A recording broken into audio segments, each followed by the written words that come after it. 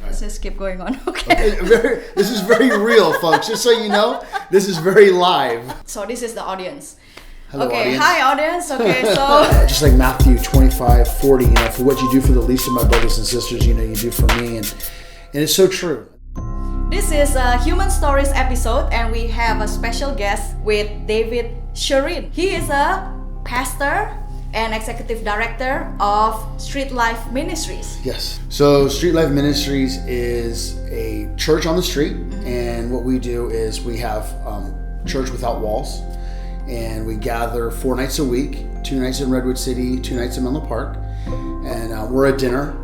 So we're a later night. We don't start till 7 p.m. Our population is those who live on the street, and so we work with people who are homeless, people who are living just below the margin that are having a hard time making ends meet, and for those who just don't feel comfortable being inside of like an institution type church. I see you very passionate in this ministry. Where that heart comes from? I was born and raised here in Redwood City. I'm adopted. Roughly a few months old when I was brought home to my mom and dad.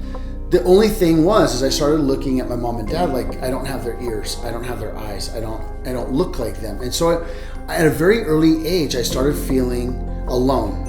Somewhere between the 4th and 5th grade, my dad started suffering a lot of injuries at work. He was a truck driver, worked really hard. So my dad became very addicted to Vicodins and started drinking and started smoking a lot of marijuana. Wasn't raised well himself.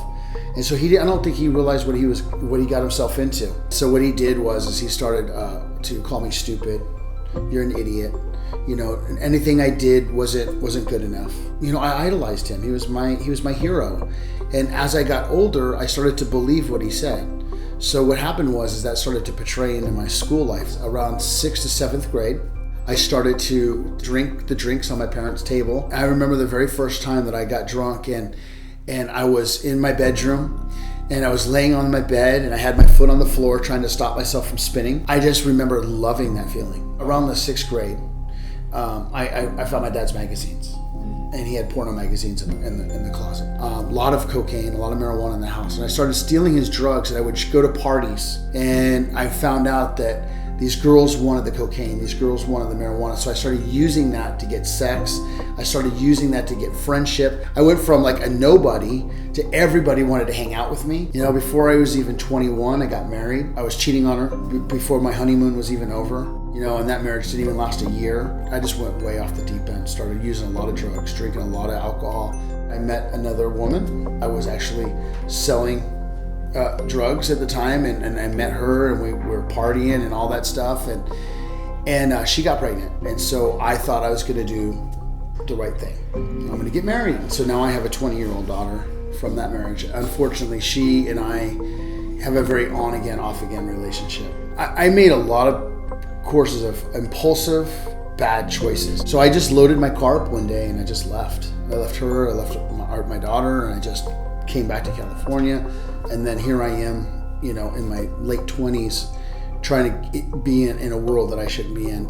And again, it was all about wanting to be liked, wanting to be feared, wanting to be appreciated, wanting all this emptiness that I had. I got kicked out of the house I was living in. I moved in with several different women, and started selling drugs. I started going to jail, started getting locked up a lot, and spending a lot of time in county jail. And towards the end, I was 35. Completely strung out on meth. I was homeless. I never ever thought that I would eat food out of a garbage can. I would ask somebody for money. Getting to that point where I was either going to take my own life, or somebody was going to shoot me, or I was going to overdose. I was faced with a judge, and the judge told me that I needed to go into some recovery, or I was going to look at facing some jail time. I went into a program. There was this guy there that everybody loved. He was so happy. He smiled all the time. He never said anything negative about anybody. And that just bothered me. Like I couldn't see how anybody could be like that. Like to me, somebody that is that happy and that positive at that time in my life, they had to be hiding something. Like they were fake, right? But I was faced with getting kicked out of this program. And so he was the only guy that came to my mind. And I told him what was going on. And I said, I need you to go downstairs and tell this guy to not kick me out. And I just remember him telling me really clearly that he wasn't going to do it, but he knew one that would do it for me, and that was Jesus Christ. I looked at him and I was just like, you got to be kidding me. Like, really? I go, that's not going to happen. And he says, it's really simple. He says, just give me 5 minutes to just pray over you. And I thought in my mind at the time, I figured, okay, well, if I give him what he wants, then what he's going to do is go, okay, good job. He's going to pat me on the back, and then he's going to go talk to this guy, and it's going to be over with, you know? So what he ended up doing, he started praying over me. He's holding my hands, and I just remember I just started sweating. I was shaking. I felt chills. I was really, really cold, and then I was really, really hot again. And I just started crying, and snot was coming out of my nose. I was a hot mess as he's praying over me. Everything that I had done, all the lies that I had told, everything just starts like flooding out of me, like a confession. And I was asking for forgiveness. And he says, do you want to accept Jesus Christ as your Lord and Savior? And I could not stop saying yes. I remember that feeling that I had when I was a kid and I took that first drink and I thought I felt free. I felt free. But this time, without the nausea, without the dizzy, without anything, I felt free. And for the very first time in my entire life, I felt like I was connected to something. I didn't know what I was connected to, and I didn't know why I was feeling this freedom. But all I remember is feeling so much joy. And so I asked him, I go, what just happened? What is that? He says, what happened was the Holy Spirit was coming within me and was dwelling inside me. And that all the demonicness, all the doorways that I had that were open, all the sin that I had brought into my life was being purged out.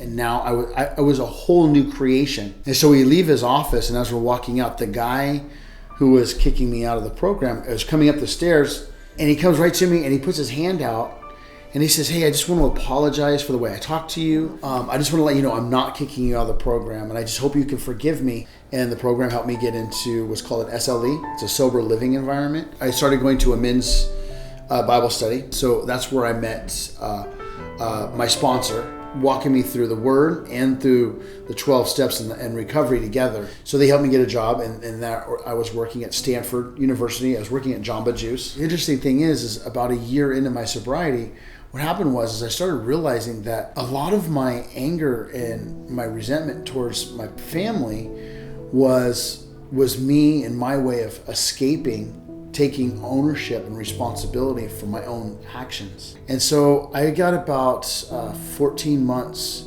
clean and sober. I was able to admit to my mom and dad all the things that I had done, all the things that I had stolen from them, all the lies that I had told, and all the things that they had done to me that made me hurt. And they confessed to me all the things that they had felt and the things that they had done and the things that they had said, and they asked for an apology. For the very first time, I felt like this family. This is my family. It was interesting. I finally saw my dad for a man who I love and I respect, but I don't idolize him anymore. He's not my hero anymore. God's my hero.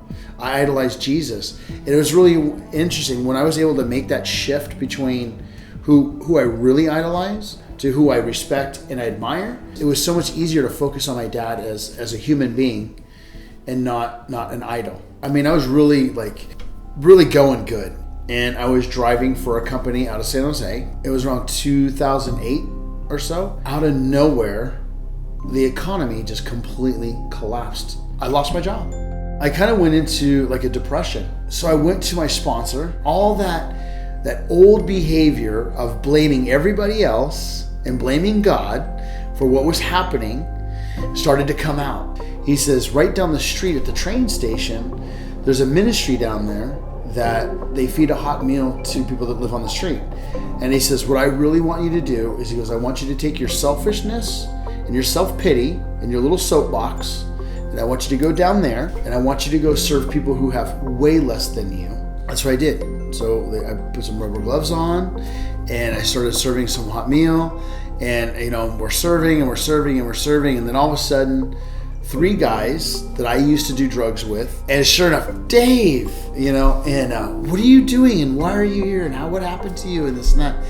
And so I ended up telling them, what had happened and what's going on with my life, and they kind of were like, yeah, I'd like to, I want to change, I want to get off the streets. And these guys were like serious. They wanted to get off the street. And so I wanted to get in there and start helping. I fell in love with this ministry.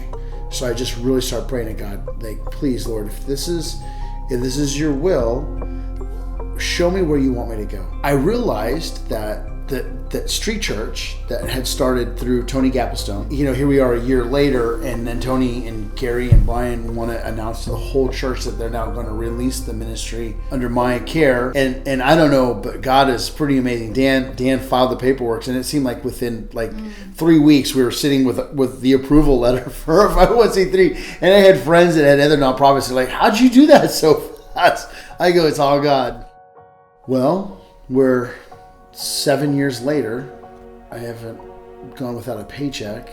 I changed all my tax status. It started forming, all that. And I became an employee of Street Life Ministries. 5 years ago, my dad passed away. And I'm really grateful that my dad and I were able to be best friends before he died. Like right when my dad died, Shawn had stepped into my life. And we had just kind of started meeting each other. She was just kind of getting into recovery herself, about a month or two sober. We saw each other. She saw something in me and that I hadn't seen in her. I wasn't really kind of focused on the relationship at the time. I was just so busy with street church, and then about 4 or 5 months into her recovery, we crossed each other's paths, and I saw her, and I was like, wow, she's so beautiful. Like, wow, look at that woman. She's hot, and I'm like, no, she's really new in recovery. I got to back off. And we agreed that 1 year, she has to have 12 months of sobriety before we can date.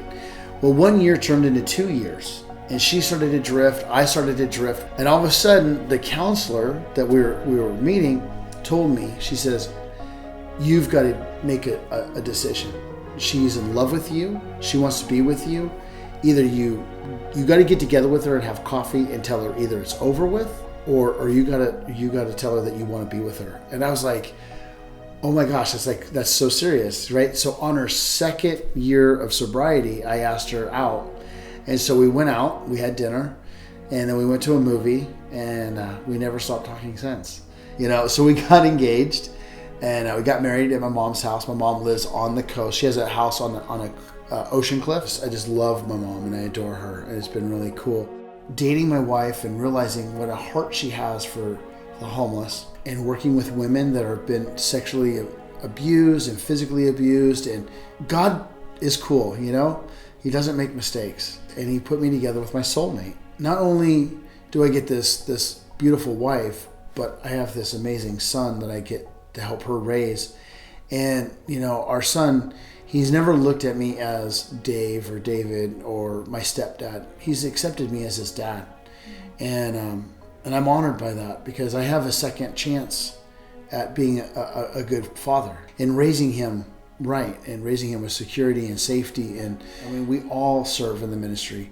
Isaiah plays a part in the ministry because there's a lot of kids that show up. They fall in love with him, and he takes them on and plays with them. We're 4 nights a week. We have 209 rotations a year that we're actually serving out on the street. My wife and I and Bill and Bruce and all the pastors that are part of this ministry, we do outreach in the community throughout the week, outside of the ministry, in recovery rooms, in the campsites, in the hospitals and the jails. Just like Matthew 25:40, for what you do for the least of my brothers and sisters, you do for me. And it's so true. And that's how this ministry operates,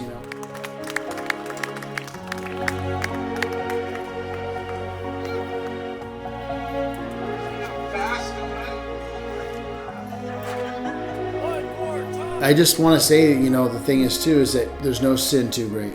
There's no struggle too great. I never thought that I could get changed. I never thought that God would give me the life that I've got today. A home and a wife, a child. I don't have any warrants for my arrest. I don't have to worry about going to jail anymore, and no drug addiction. I'm free. I have no compulsion to use. Healthy friends today. Thank you so much, Dave, for Thank you. sharing with us. Yes. I think this is really great, and for all you guys who have struggling with your own life, please don't hesitate to reach out. Everyone deserves a second chance. If you want to contact us through the website, it's just www.streetlifeministries.org.